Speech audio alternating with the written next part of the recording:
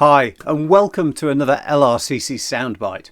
Now, in the story that I've got to share with you today, Jesus is travelling along, and in the distance he sees a group of 10 men. But they stay away. They don't come near him or his followers. And they shout to Jesus, and they tell him why. It starts to become very clear to all of them. They are all suffering from an infectious disease that at the time there was no known cure for. That disease was leprosy, still around today. We now know that it's caused by a nasty little bacteria that affects your nerves and your skin and your eyes, amongst other things. Today, happily, it can be cured, but back then there was nothing you could do, and worse, because it was highly infectious, people needed to stay away so it wasn't passed on. So groups of people developed with leprosy, and they'd stick together and support each other as best they could. Family members of those infected would sometimes leave food out for their loved ones, the people they could never get close to again. They could never give them a hug again. It was a horrible situation because these people became outcast from society. Anyway, this group of 10 men had heard about Jesus, so they shouted to him from a safe distance, asking him to have mercy on them. What they were asking for, only they would know. Were they asking for healing, for money, for food? Possibly all of the above and more. Anyway, Jesus told them to go and see the priest. You might think that's a little bit strange, but that back then, the priest was the only one who had the authority to reinstate someone with leprosy back into society. They could examine them and they could declare if they were healed. So off they all went.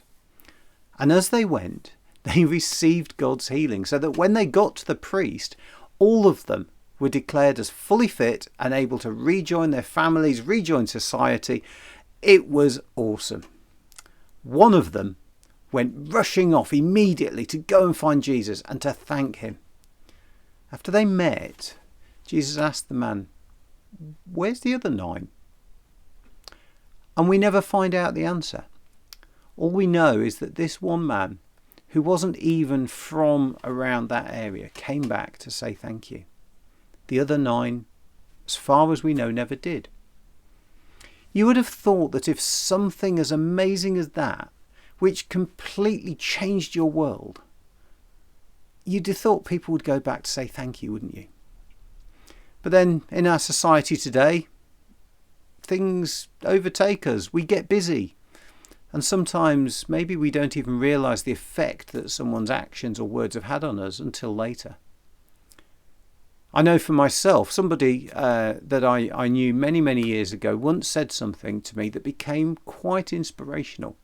It gave me the kick I needed to go and do something, to look outside the place that I was in, that I was comfortable, and to grow and to do something new. And as I look back, I realised the impact those words had on me.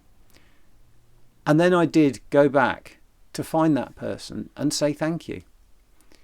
It probably won't surprise you to learn that they didn't even remember saying it. They had no idea we'd ever had that conversation.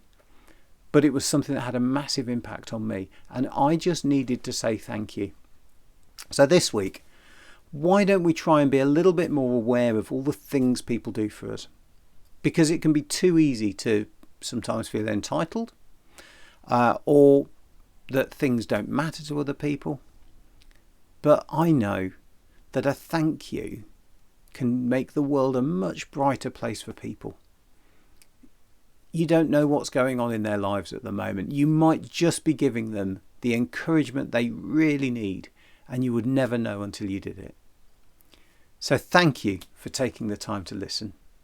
God bless you. I hope you have a great week, and I'll see you next time.